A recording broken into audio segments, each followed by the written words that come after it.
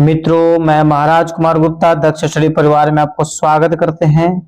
जितने भी बच्चे बिहार स्टेट का म्यूजिक का तैयारी कर रहे हैं उनके लिए यह वीडियो अति महत्वपूर्ण है।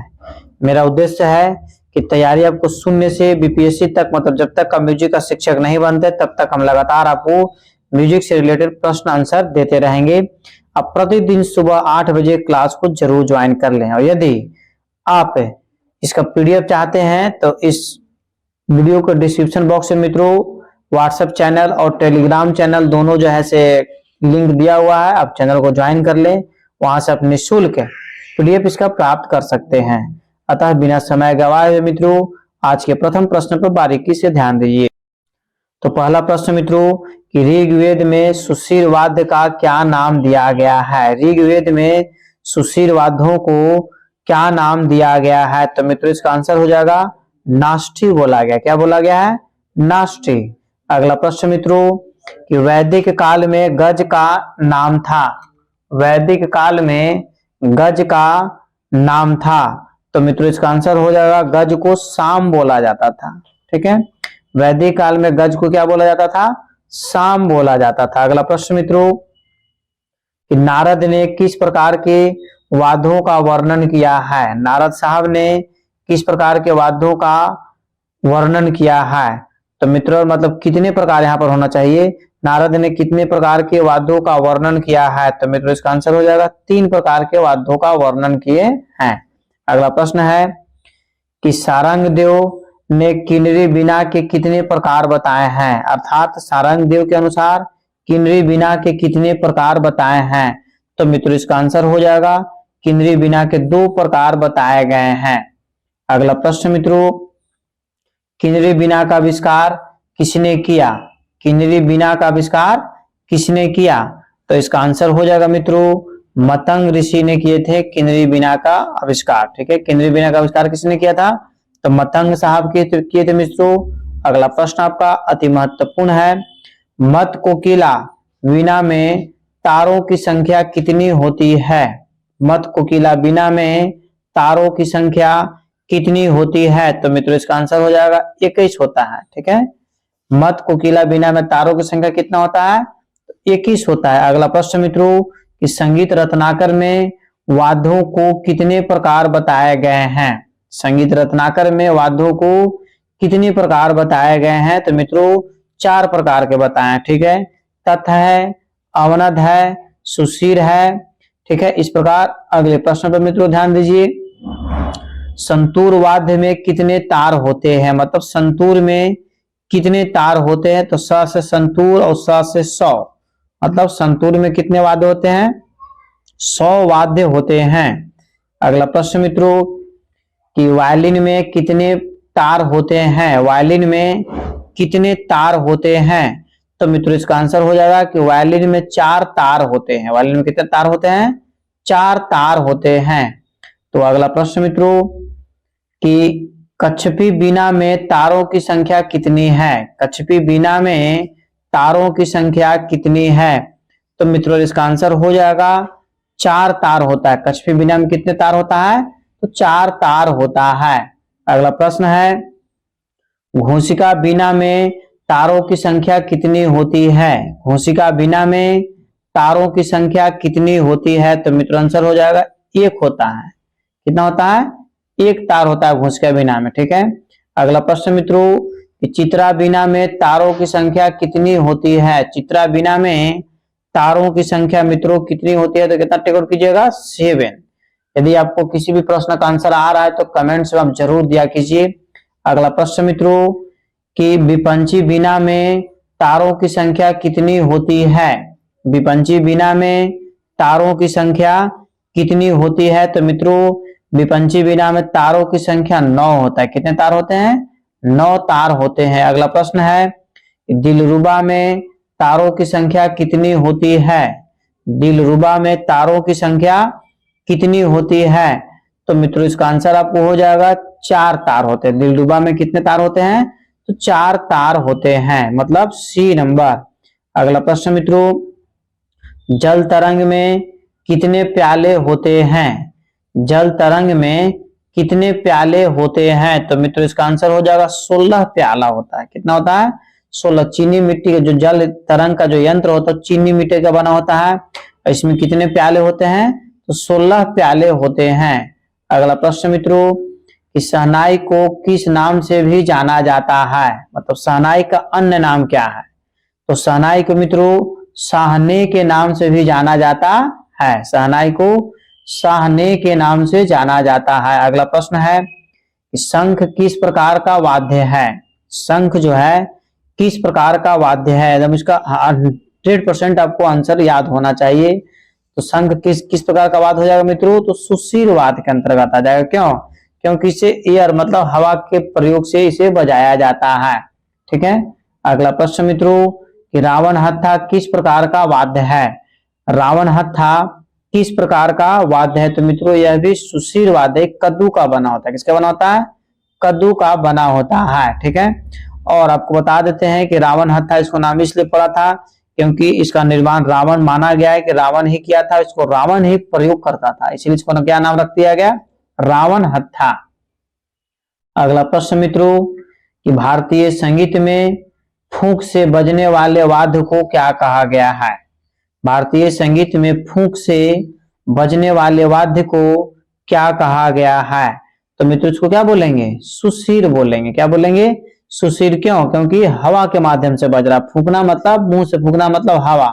तो जो भी एयर से वाद्य यंत्र बजाया जाता है उसको क्या बोलते हैं? सुशीर वाद्य बोलते हैं। ठीक है मित्रों। एक चीज और आपको बताएंगे कि वाद्य यंत्र से रिलेटेड संपूर्ण वीडियो बनाया हुआ है। आप एक बार डिस्क्रिप्शन बॉक्स में जाकर के जरूर इस वीडियो को देख लीजिए।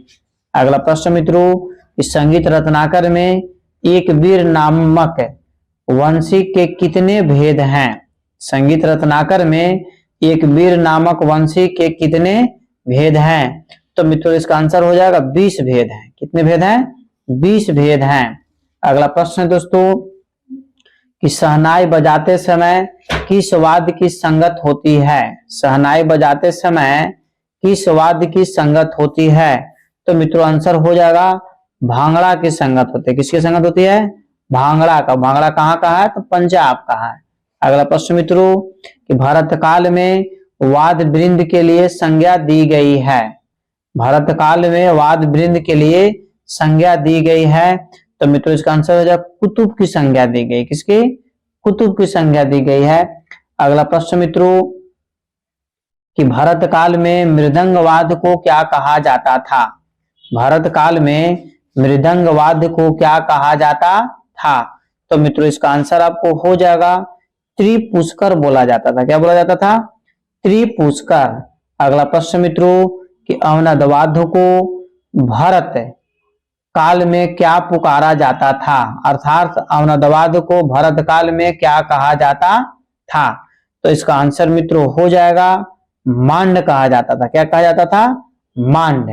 अगला प्रश्न मित्रों जो अति महत्वपूर्ण है चित्रा बीना का प्रयोग कौन करते थे? मतलब चित्रा बीना का प्रयोग इनमें से कौन से ऐसे संगीतज्ञ थे जो चित्रा बीना का प्रयोग करते थे? तो मित्रों इसका आंसर हो जाएगा मतंग साहब। चित्रा बीना का प्रयोग कौन करते थे? मतंग साहब करते थे। मित्रों अगला आपका प्रश्न है कि दिलरुबा में किसका प्रयोग होता है? दिलरुबा एक प्रकार का यंत्र है, उसमें मित्रों किसका प्रयोग किया जाता है? तो मित्रों इसका आंसर हो जाएगा गज का। किसका प्रयोग किया जाता है? गज का।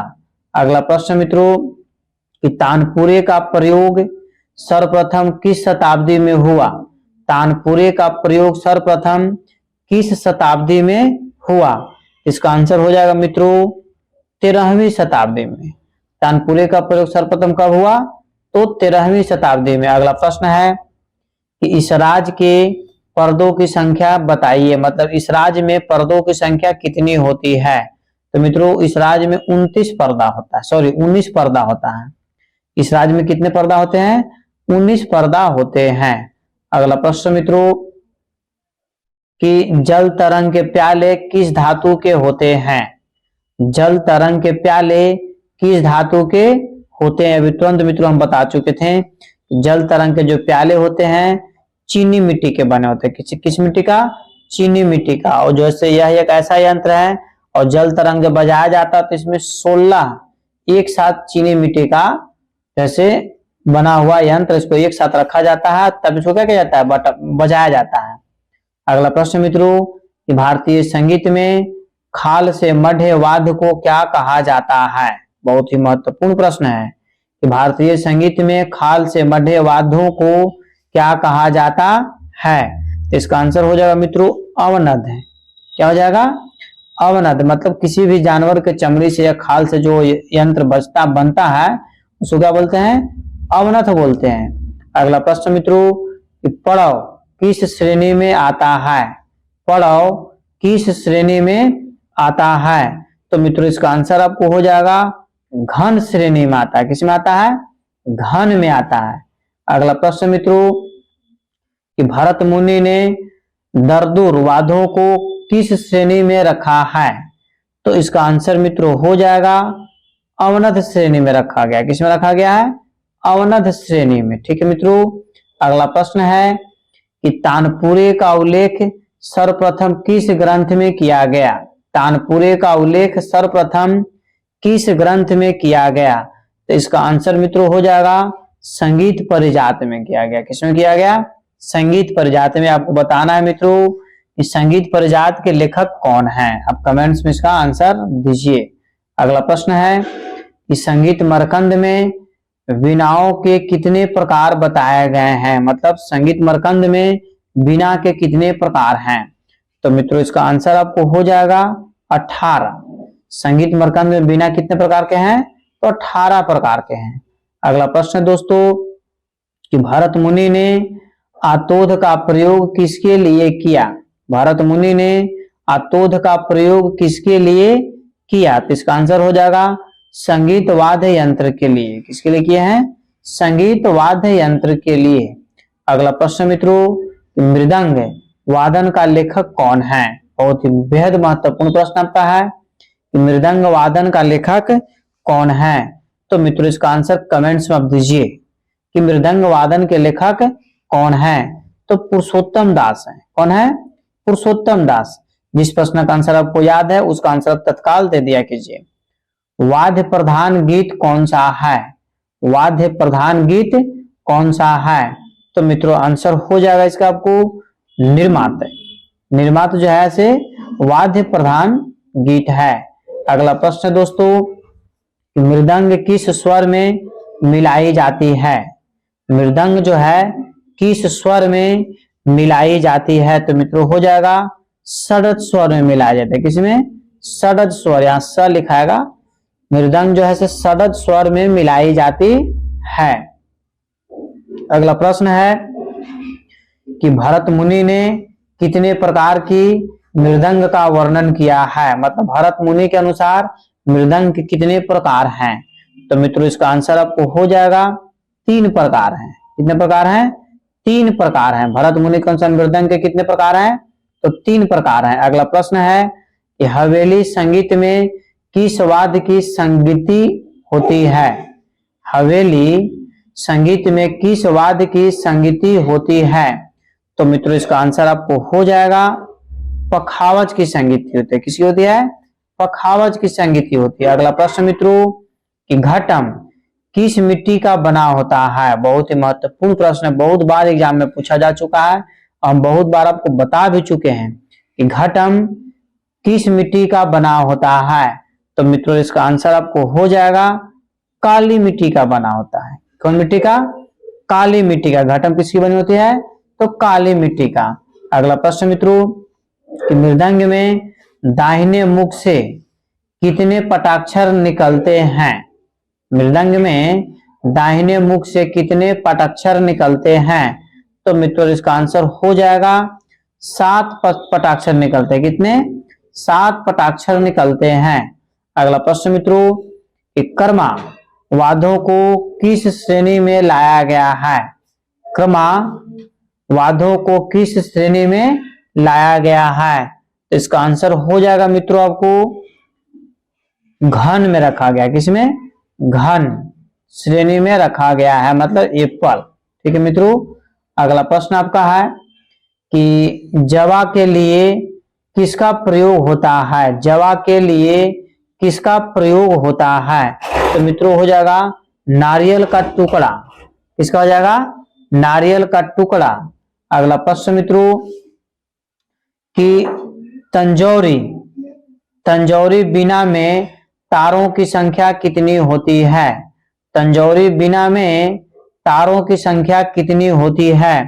तो मित्रों 4 होता है। तंजौरी बीना में तार की संख्या कितनी होती है?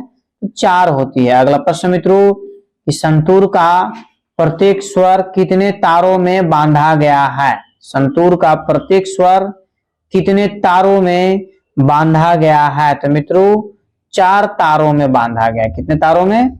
4 तारों में बांधा गया है। अगला प्रश्न है कि रुद्र वीणा का प्रयोग किस गायन विद्या के साथ होता है? अति महत्वपूर्ण प्रश्न है, यूपीएससी में पूछा भी गया है कि रुद्र वीणा का प्रयोग किस गायन विद्या के साथ होता है? तो मित्रों इसका आंसर हो जाएगा ध्रुपद के साथ होता है। किसके साथ? ध्रुपद के साथ होता है।